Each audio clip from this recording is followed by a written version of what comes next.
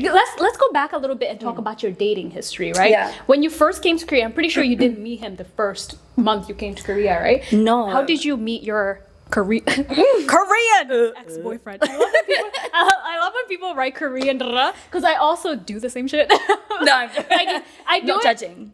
I do have to say I do it for the algorithm because algorithm-wise it gets clicks. The girlies love the my Korean boyfriend, my Korean this. I gotta do it for the algorithm. Do I think it's cringe? Of course, but I still gotta do it. You gotta do it. A girl gotta make her money. Like, what are you talking about? But I don't like when people say to me face to face they have a Korean boyfriend. I don't care. Or in Korea, I'll be probably. like, oh yeah, my Korean boyfriend. I'm like, oh, Okay.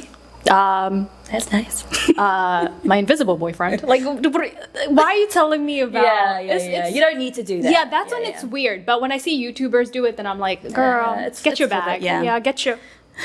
my channel is literally Korea unfiltered. Get your money. Get your money, girl. Just don't be introducing people talking about my Korean boyfriend, my Korean wife. My Korean you don't need to do that. That's cringe. How was your dating history before you met him? Yeah, so for preface, I've only been in like 2 long-term relationships in my life. I'm 28 years young.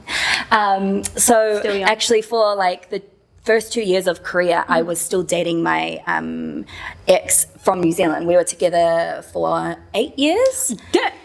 Yeah, girl. Since I was 16, and then I was here doing long distance for 2 years, and then just paths weren't Aligning. Yeah, like he wanted to move to Australia. I wanted to stay here. Obviously, with COVID, the borders were closed. New Zealand said, stay out. Yeah.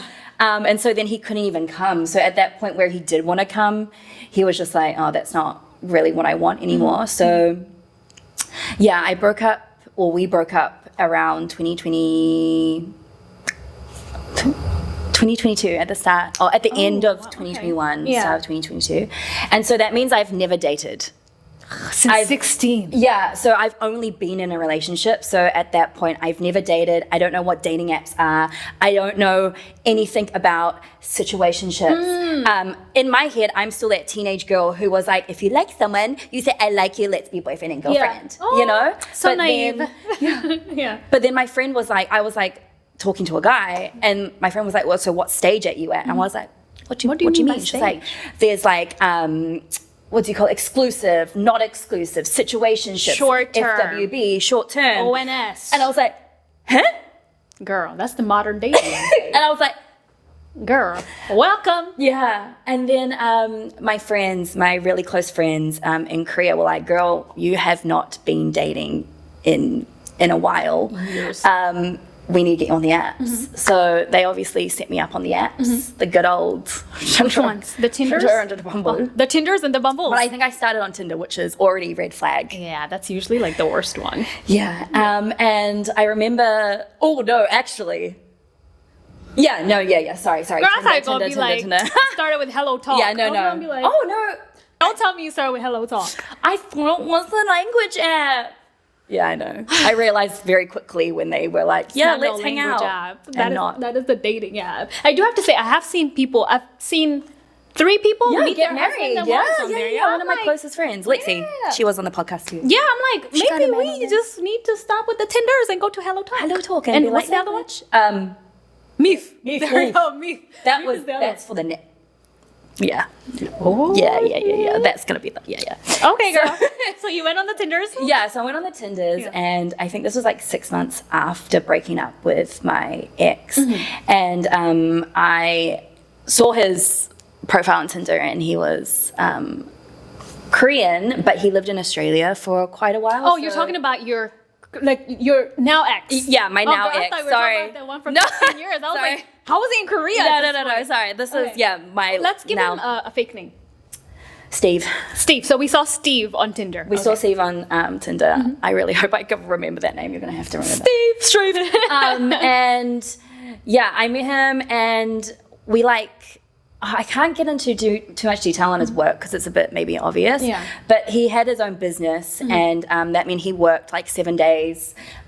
So I didn't want anything serious. Well, I didn't know what I wanted. Yeah. And so we hung out like after his work, and he was like, oh, like this looks dodgy because I want to see you at like 11 o'clock, but like that's when his that does work- sound dodgy. Yeah, he was like, oh, but like my work and like ends late, and I'm traveling to see you because he was living on the opposite side.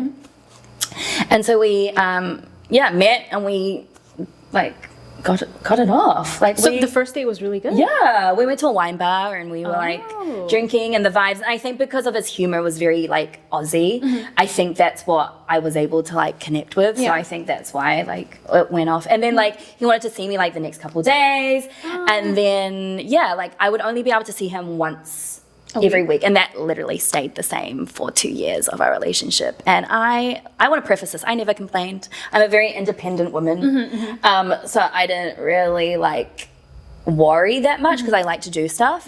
But yeah, so that was that. I would see him after his work, we would hang out, and then I was actually living in near Hongdae. Yeah. Hongdae area, yeah. But he was living towards more like Songpa kind of area. That area. Yeah. So after like nearly 2 years, I would say this around February, I actually decided to move closer to him because he was talking about how it was hard for him to like see me. So I was like, well, I will make the effort. And also, this man's wanted to like, he started talking about marriage and all of this. I've never wanted to get married. It was never really my thing. I've never really wanted children, maybe when I'm older. So like that was never on my mind, but he was like really pushing the idea. And for like our first year, I would say that he was very like, we were exclusive in the way where we weren't seeing anyone, but like this should have been the red flag. Like he didn't really post me. I also didn't either. If I did, it was very like soft launch. It was very subtle. Like no face. Yeah. No case, but then after a year, I was like, so what are we? And like he didn't really want to put a label on it for a while. Girl, welcome to the modern dating. Yeah.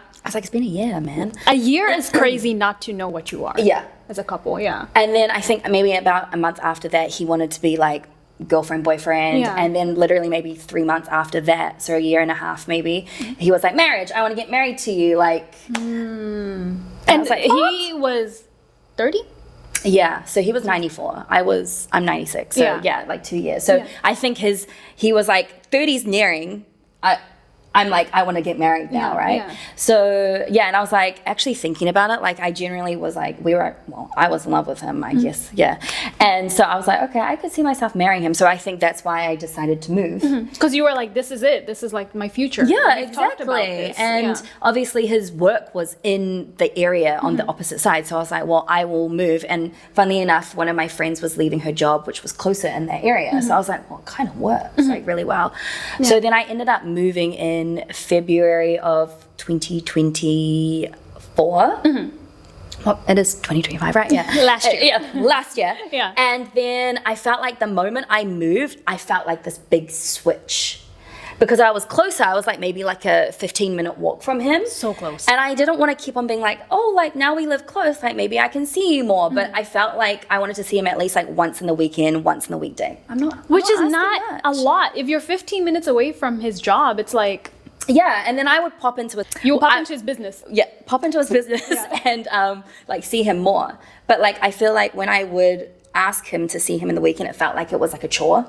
And like he didn't really like that. Or put effort into actually. Yeah, exactly. Yeah. And then so I would say, I feel like May was when the shit hit the fan. Last year May was like where I felt like this big switch. And like previously he would go through these phases of like being very like overworked and stressed about like family and stuff. So like then he would be like, oh, I want to break up, I can't do this. Because you know, like with men, not all, but it's like that feeling of like, what can I let go? Like what's the easiest to run away from that I feel secure? So I think he would do that a few times in our relationship. So I thought this was like another. So he's just, he's going to detach a little bit, but he's going to come back and retach again. That's what you thought. That's what I thought. And then it was like, and it usually happens for like maybe a week but then like a week and then 2 weeks. And then just like the vibes were off. Like at my house, he would go straight on the couch and he would just like fall asleep. And he would just like, I'm just tired.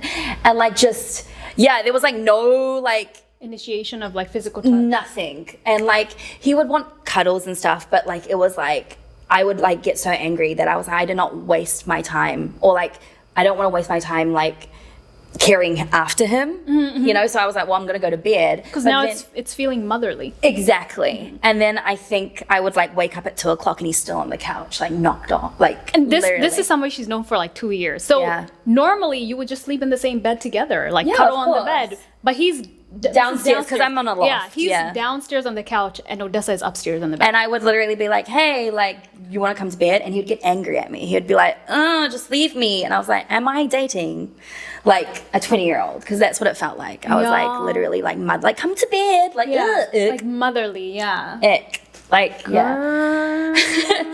then I kind of felt, and also there was little changes, and like women notice, y'all. By the way, women will notice when changes that start. what is it? The seventh sense? I don't know. It's the I say it's your intuition. It's the intuition. Yeah, it's your intuition. Like I think most women who care and love a guy will notice when you start changing a bit. Oh, absolutely. The slightest change will be like, that's weird. And you know what he did? Like I would like when we would go out, it was the phone.